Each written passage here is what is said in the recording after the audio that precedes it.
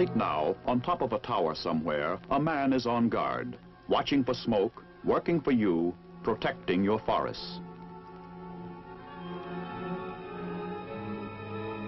The danger is real and constant, the possible damage great. It's a necessary, hazardous job, and happily, there are men willing to do it. Here, too, men stand guard, ready for action on a moment's notice. These people, too, are working for you. 24 hours a day, they must be ready to fight the fire that could destroy your property, everything you own. When this kind of emergency arises, the skills and equipment needed to deal with it must be ready. There's no time to get ready afterward.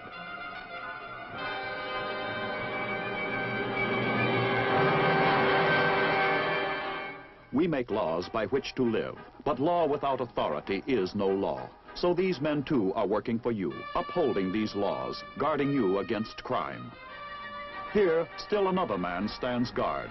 As his general orders put it, keeping always on the alert and observing everything that takes place within sight or hearing.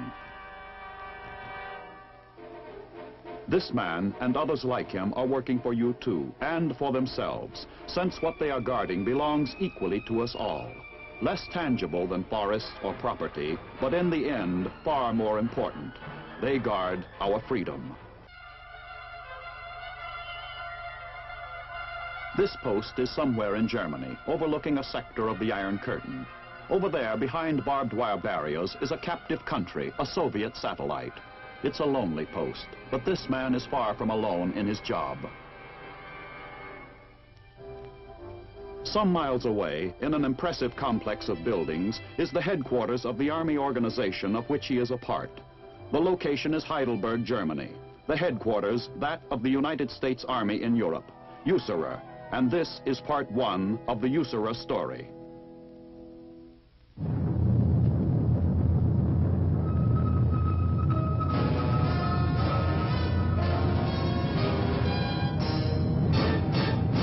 The United States Army presents The Big Picture, an official report produced for the armed forces and the American people.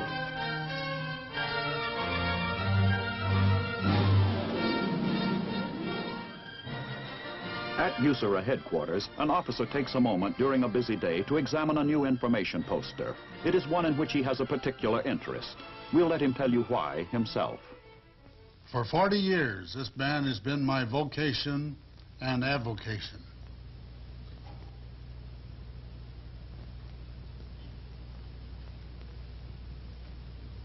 Welcome to the United States Army in Europe, which we call USAREUR.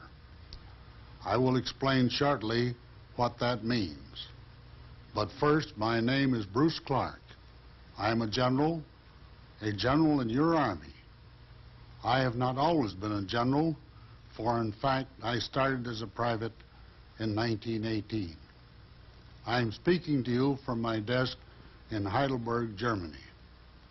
I am the Commander-in-Chief of your soldier son, your soldier husband, your soldier father, and my soldier son too, our loved ones in Europe. I am speaking for them because I think I know how they feel.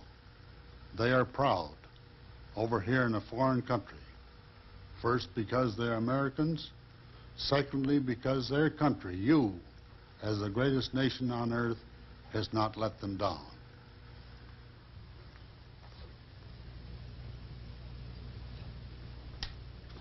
We have an enemy over here who has threatened to engulf us, who is only waiting, alert, ready for that one moment that we let our guard down. Your loved one is here as one of those guards. As a soldier, he is proud that he's part of the greatest peacetime fighting forces ever assembled by our country in numbers and firepower, in weapons and equipment, in might.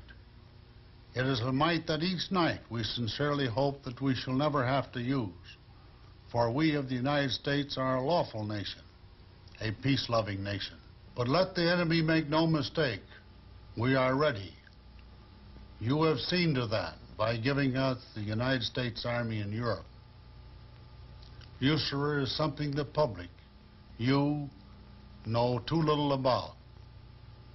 This is a report to you on USAREUR, the United States Army in Europe. Sit back and let us show you a power mass of proficiency and strength such that the world has seldom seen, and hope with us that it will never be used.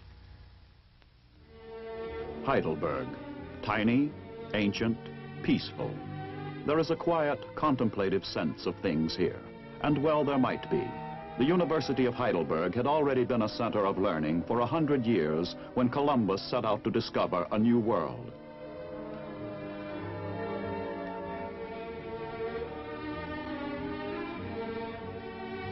During World War II, by mutual consent, the historic town was spared the devastation that bombing brought to so many more strategic German cities. So today, it retains unblemished its traditional flavor and charm.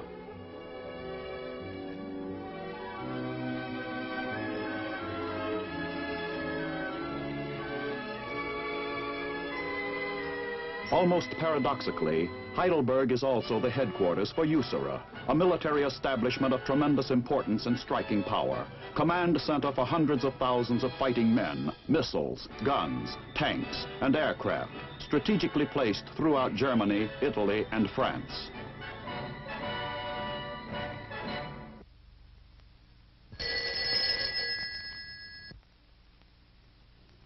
Among USAREUR's border patrol units, the reconnaissance or recon squads, training alerts are frequent.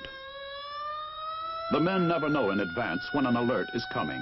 They move with swift and practiced economy of motion, spurred by the knowledge that each second could be vitally important in an actual emergency.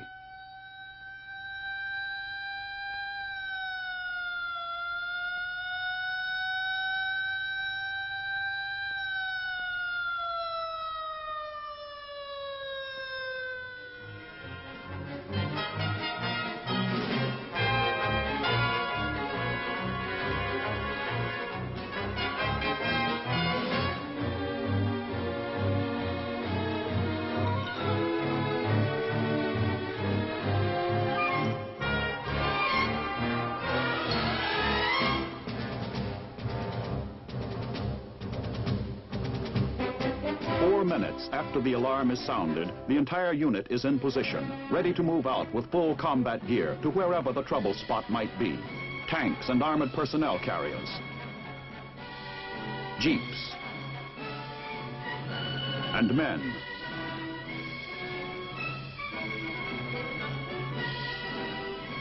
The highly mobile USAREUR recon units are ready, 24 hours a day, 7 days a week, to deal with any border development along the Iron Curtain, a part of the USAREUR story.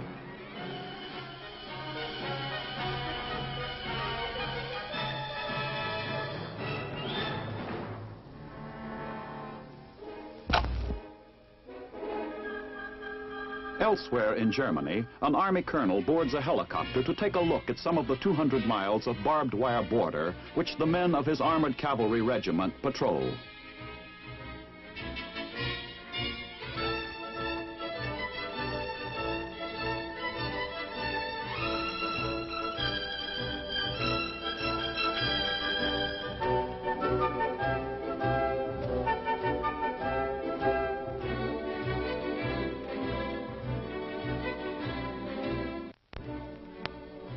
The route of the flight is familiar, both to the colonel and his pilot. They've been over it together countless times before. The view is not pleasant.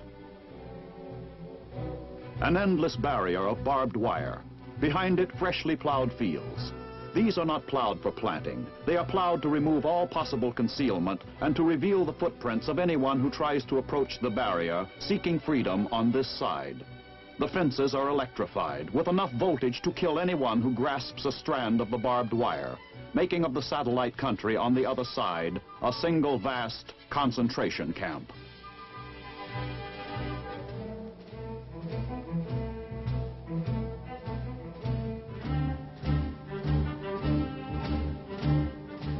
Coming in low, the hovering helicopter provides a good look at one of the watchtowers.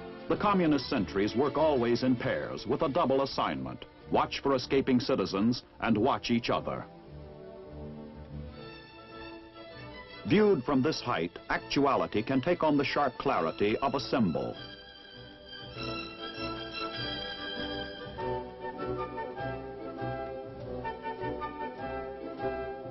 For example, a typical border bridge demolished by the communists. Its main span lies in rubble on the valley floor.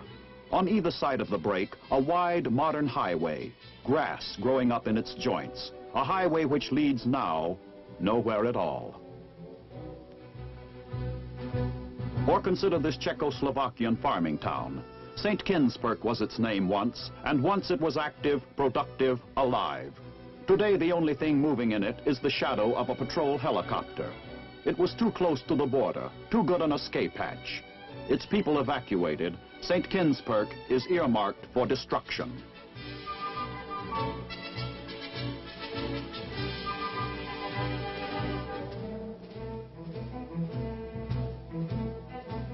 Such is this section of the Iron Curtain, different from the rest of it only in specific geography. From here, the colonel will go on by land transport to spot check some key border points in person.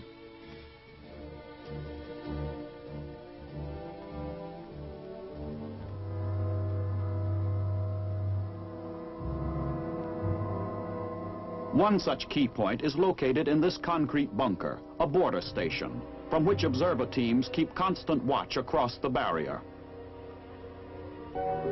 Here, machine gun, radio, telephone, and powerful binoculars are the tools of the trade. And from here, observers can flash the news of any border development on to USAREUR headquarters some 200 miles away within 4 minutes. There are other such posts, manned around the clock at points all along the barrier. The colonel is traveling with a 5-man roving patrol, which uses 2 jeeps. Both mount loaded machine guns and radio equipment which can make instant contact with the border stations, other patrols, and observation posts.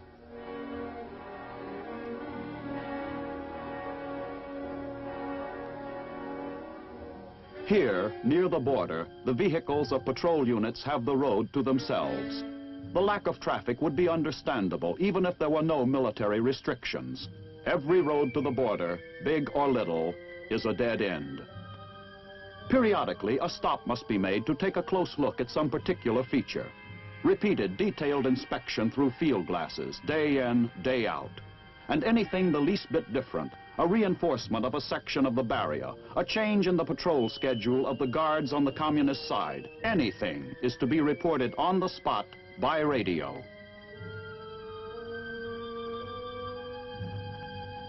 These roving patrols provide added assurance that should the need ever arise, the alert will be swiftly passed to the armored recon units on whom would rest the responsibility for the initial delaying action.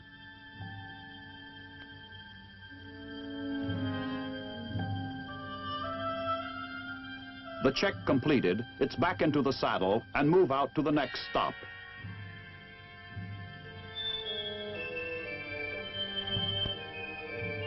For the men who maintain this constant patrolling, this may not be exciting duty. Sentry duty seldom is, unless something goes wrong, but it is necessary. A break in the solitude comes when the patrol reaches a checkpoint manned by men of the West German Border Police.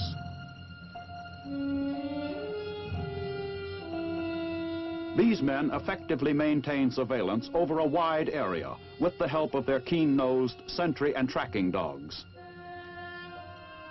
Landesgrenze, the sign says, the frontier, and the border is that all right, a place where one way of life leaves off and another begins.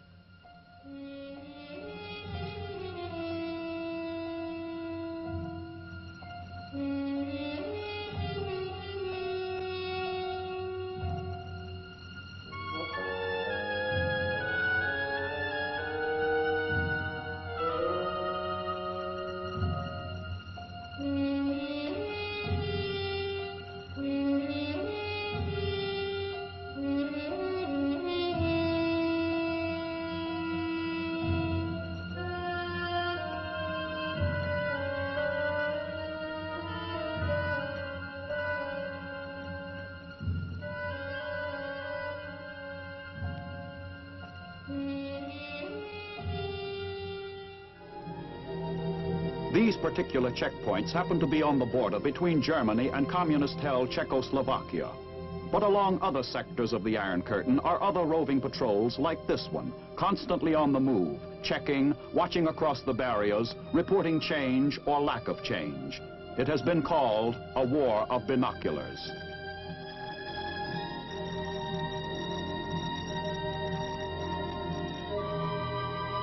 So go the days of the men who make up the recon patrols. Days composed of strictly followed schedules and constant alertness. Hours of looking at terrain already familiar, searching for the unfamiliar. Watching over empty roadways, quiet between the trees, making sure they stay that way. In this report, we can only touch the highlights to impress upon you that in USAREUR, your interests are strongly defended. Have you any idea of the strength and power of one of USAREUR's armored divisions? Let me show you. It isn't often that anyone gets to see this. This is a full armored division. To give you an idea of size, each of those small dark squares includes more than 1,000 men. This division, with its 14 battalions and its special troops, forms a striking force of roughly 15,000 men, with tanks, self-propelled artillery, and vehicles numbering in the thousands. Everything is ready as the commander of troops reports to General Clark, "Sir, the division is formed."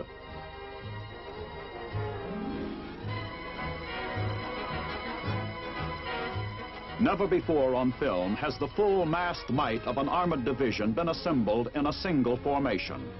From the deck of his command jeep, USAREUR's commander-in-chief will troop the line. And as we follow, you will see, in one continuous scene, the massed men, machines, and weapons of an armored division.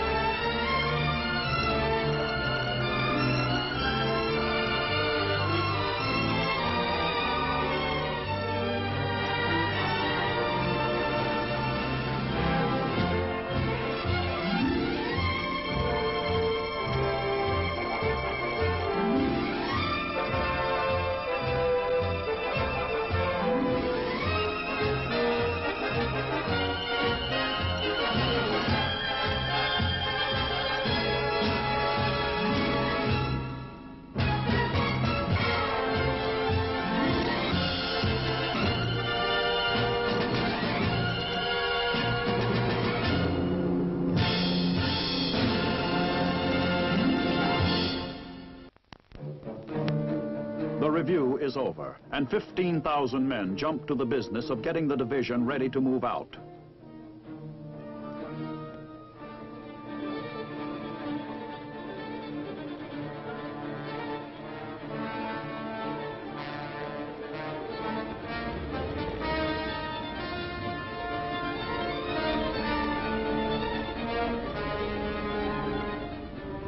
In a matter of minutes, the men are in position, the division is ready to roll.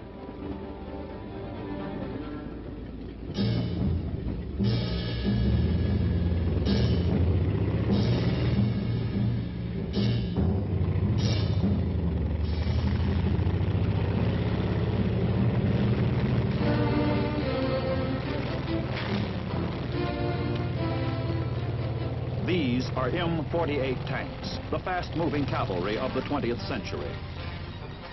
These are fast being replaced by the even harder-hitting M60s, capable of defeating any present-day enemy armor.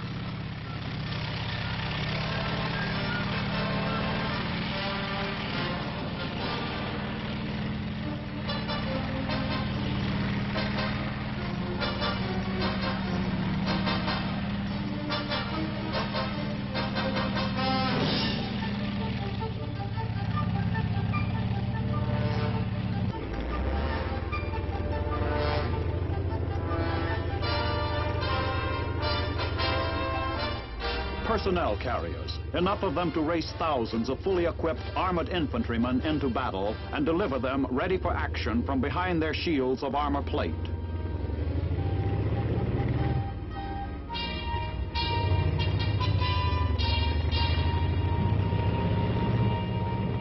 These are the sights and sounds of a full division on the move.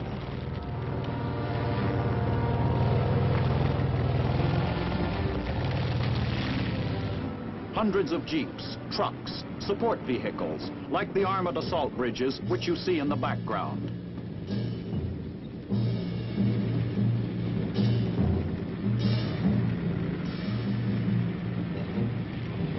The rocket artillery of today, truck-mounted Honest John missiles, a seemingly endless array of mechanized firepower. 105 self-propelled howitzers on the move. With ample room for a supply of ammunition, these can provide the highly mobile artillery support which a fast-moving force must have.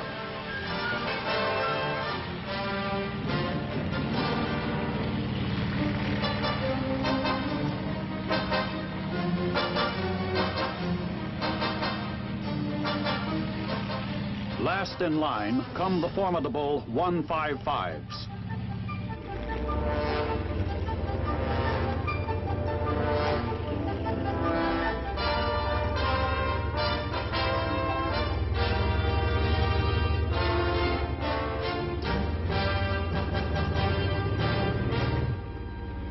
But all this, impressive as it is still only part of the story. More and more, the rugged and versatile helicopter is playing a major role in military operations.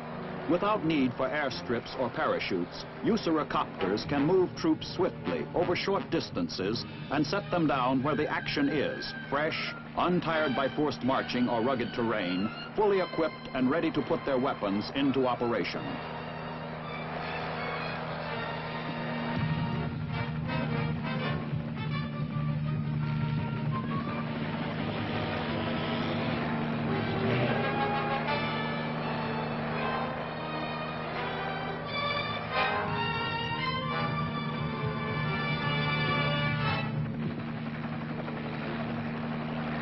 The weapons are the latest and best.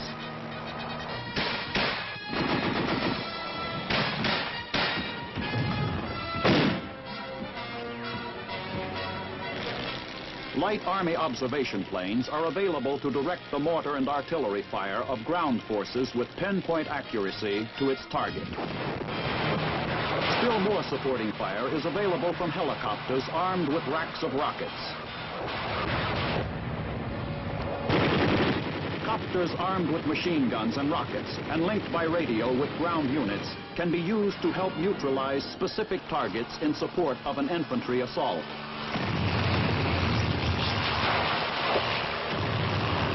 Training is constant too with the bigger rockets, which are part of USAREUR's Sunday Punch. The mobility of the Honest John on its truck-mounted launcher, together with its nuclear capability, make it a major item in the USAREUR field arsenal. These missile crews reflect the increasingly technical skills which modern weapon systems require of the American soldier. Once in position, only minutes are needed for the team to zero in on target. Uncanny accuracy is the hallmark of the sleek lacrosse-guided missile.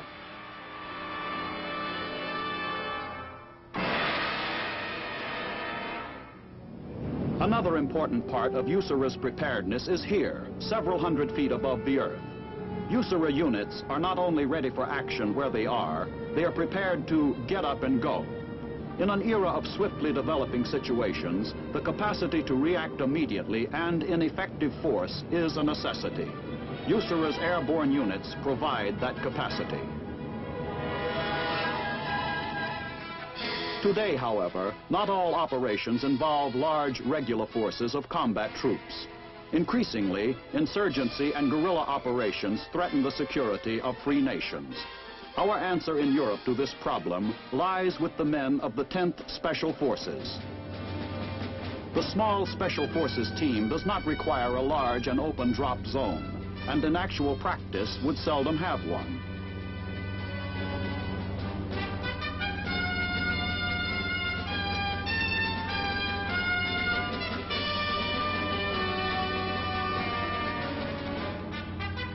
Accordingly, they train to land where the landing is dangerous, developing a skill in parachute control which lets them touch down without harm in a field studded with upright wooden stakes.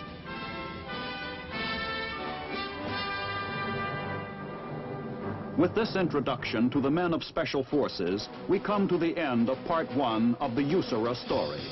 In Part 2, you will see the highly demanding training which goes into the making of these skilled and dedicated specialists in unconventional warfare and other vital aspects of the USAREUR story, the United States Army in Europe.